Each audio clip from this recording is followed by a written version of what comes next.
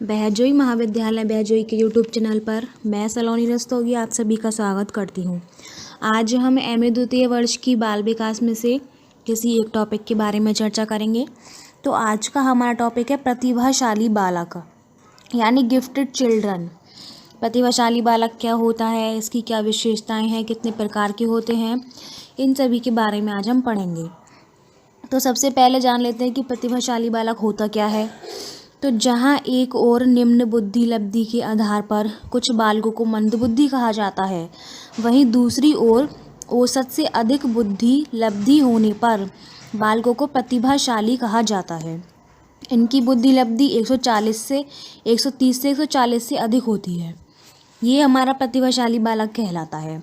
प्रतिभाशाली बालक सामान्य बच्चों से भिन्न होते हैं। इन बच्चों का स्वास्थ्य सामान्य की तुलना में अच्छा होता है, व्यक्तिगत आकर्षक होता है, समायोजन की क्षमता अधिक होती है, ईमानदार, परोपकार, दयालु तथा सहृदय होते हैं, सूक्ष्म चिंतन में रुचि होती है, ध्यान केंद्रित करने की क्षमता अधिक होती है, नेतृत्व के गुण पाए जाते हैं, शब्द भंडार विस्तृत होता है, सीखने की क्षमता भी इनमें बहुत अधिक होती है और विभिन्न क्षेत्रों में इनकी उपलब्धियां भी अधिक होती हैं।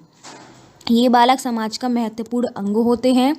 किसी भी देश या समाज की प्रगति, उन्नति व विकास कुछ सीमा तक इन पर निर्भर करता है। अतः यह कहा जा सकता है कि प्रतिभाशाली बालक सामान्य बालकों से भिन्न व उच्च श्रेणी की बुद्धि लब्धि वाले होते हैं। समाज में इनका प्रतिशत बहुत कम होता है। प्रतिभाशाली होने के कारण इनका समायोजन अपनी उम्र के सामान्य बालकों के साथ नहीं हो पाता। जब माता पिता, शिक्षक या समाज इनके साथ सामान्य बालकों की तरह ही व्यवहार करता है तो इनके विकास में बाधा पैदा होती है। माता पिता, शिक्षक और समाज का यह दायित्व है कि प्रतिभाशाली बालकों की प्रतिभाओं को विकसित करने के लिए समुचित व्यवस्था करें।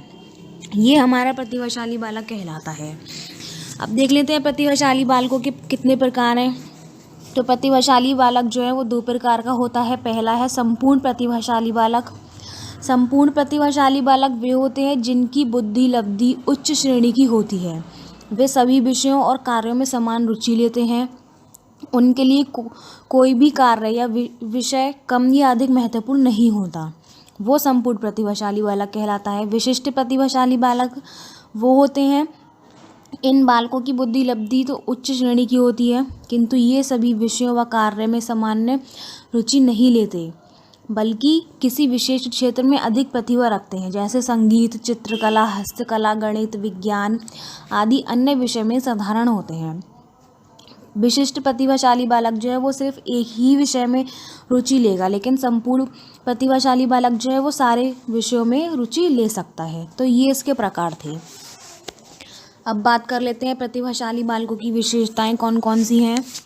तो पहली विशेषता इसकी उच्च वंश परंपरा, यानी प्रतिभाशाली बालक किसी वर्ग विशेष या जाति के नहीं होते, बल्कि अच्छी पारिवारिक पृष्ठभूमि तथा उच्च वंश परंपरा वाले बालक प्रतिभाशाली होते हैं। इन बालकों के परिवार में कई पीढ़ियों में लगातार महान व्यक्ति ही होते हैं और ऐसा देखा गया है कि प्रतिभाशाली बालक अपेक्षाकृत अच्छी पारिवारिक पृष्ठभूमि वाले ही होते हैं, किंतु कभी कभी निम्न और मध्य कोटि के परिवारों में भी ऐसे बालक देखे गए हैं।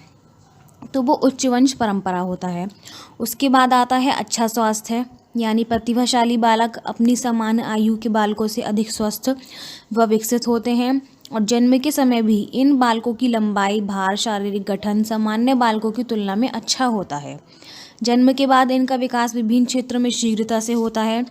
ये बालक जल्दी चलना बोलना शुरू कर देते हैं और यौन परिपक्वता भी इन बालकों में जल्दी आ जाती है। उसके बाद ग्रहणशीलता, यानी प्रतिभाशाली बालकों में सीखने की क्षमता सामान्य बालकों से अधिक होती है। ये किसी भी बात को कम या कम से कम निर्देशन में आसानी से ग्रहण कर लेते हैं, वो ग्रहणशीलता होती है, यानी कि किसी भी बात को जल्दी से ग्रहण कर लेना। उसके बाद ध्यान केंद्रित करने की योग्यता, यानी ये बालक अधिक समय तक एकाग्रचित होने की क्षमता रखते हैं, यानी इसके कारण ये पढ़ने लिखने में सामान्य बालकों से आगे भी रहते हैं।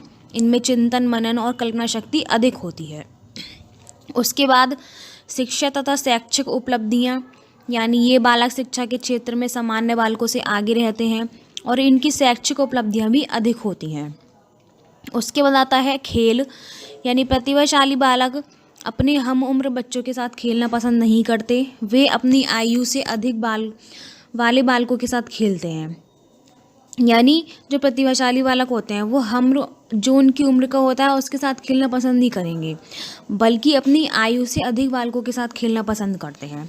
उसके बाद अमूर्त चिंतन में रुचि, यानी ये बालक बौद्धिक कार्यक्रमों और सैद्धांतिक विषयों में अभूतपूर्व रुचि रखते हैं। इन्हें वे सब कार्य पसंद होते हैं जिसमें अधिक सोचने समझने और चिंतन की आवश्यकता होती है। उसके बाद समायोजन की क्षमता, यानी प्रतिभाशाली बालकों में उच्च श्रेणी की समायोजन क्षमता होती है। ये मृदु भाषा, शिष्ट व्यवहार, शुल्क और बहुमुखी होते हैं, इसलिए विभिन्न क्षेत्रों में विशेष रूप से समायोजन इनका अच्छा हो जाता है। उसके बाद संवेगात्मक परिपक्वता, यानी इन बालकों में आत्मविश्वास की अधिकता होती है, इसलिए ये संवेगात्मक रूप से भी परिपक्व होते हैं। थोड़ी सी परेशानी से विचलित नहीं होते, बल्कि परेशानी आने पर उसका हल ढूंढकर निदान करने का प्रयास करते हैं। उसके बाद तर्क की अधिक क्षमता, यानी प्रतिभाशाली बालकों में अधिक से अधिक सीखने और जानने की प्रवृत्ति पाई जाती है। वे अधिक से अधिक गूढ़ जानकारी प्राप्त करना चाहते हैं, इसलिए अपने परिवार के सदस्यों, मित्रों, शिक्षकों से तरह तरह के प्रश्न भी पूछते हैं। और ये बालक स्कूल में वाद विवाद प्रतियोगिताओं में भी अधिक भाग लेते हैं। उसके बाद प्रभावशाली व्यक्तित्व, यानी प्रभावशाली बच्चों का शारीरिक गठन ही प्राकृतिक रूप से ऐसा होता है कि इनका व्यक्तित्व प्रभावशाली दिखाई देता है। यानी शारीरिक विशेषताओं के अतिरिक्त इनमें चरित्र और व्यक्तिगत निर्माण संबंधी ऐसे गुण होते हैं जो इनके व्यक्तित्व को प्रभावी बनाते हैं, जैसे कि आत्मविश्वास, विवेकशीलता, दृढ़ संकल्प शक्ति या अच्छी भाषा शैली, ये सभी इनमें गुण होते हैं। उसके बाद आत्मसुधार की प्रवृत्ति, यानी इन बालकों में आगे बढ़ने की प्रवृत्ति पाई जाती है, इसलिए ये प्रत्येक काम को उत्कृष्ट तरीके से करते हैं। पढ़ने लिखने और अन्य कार्यों में अपनी गलतियां ढूंढकर उन्हें तुरंत दूर करने का प्रयास करते हैं। उसके बाद योजना बनाकर कार्य करना, यानी ये बालक लक्ष्य प्राप्ति के लिए प्रयत्नशील रहते हैं। प्रत्येक कार्य को योजना बनाकर ही करते हैं और बिना सोचे विचार अविवेकपूर्ण ढंग से नहीं करते। उसके बाद आशावादी दृष्टिकोण, यानी कि ये बालक आशावादी होते हैं। किसी कार्य में असफल होने पर निराश नहीं होते, बल्कि असफलता के कारण को ढूंढकर पुनः उस कार्य को और अधिक लगन व उत्साह से करते हैं। ये हमारी प्रभावशाली बालकों की विशेषताएं थी। अब देख लेते हैं प्रभावशाली बालकों का समायोजन। यह माना जाता है कि प्रभावशाली बालकों का सभी क्षेत्रों में समायोजन अच्छा होता है। तो सबसे पहले देखते हैं कि परिवार में इनका समायोजन कैसा है।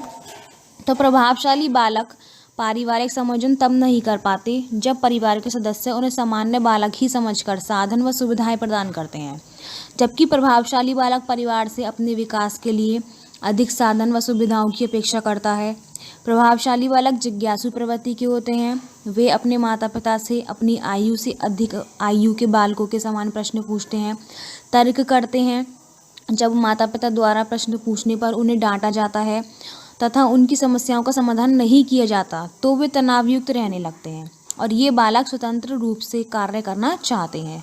लेकिन जब इनके कार्यों में अनावश्यक हस्तक्षेप किया जाता है और इनकी इच्छाओं की पूर्ति का पर्याप्त अवसर नहीं दिया जाता तो बालकों का माता पिता और परिवार के साथ संबंध स्थापित नहीं हो पाता है।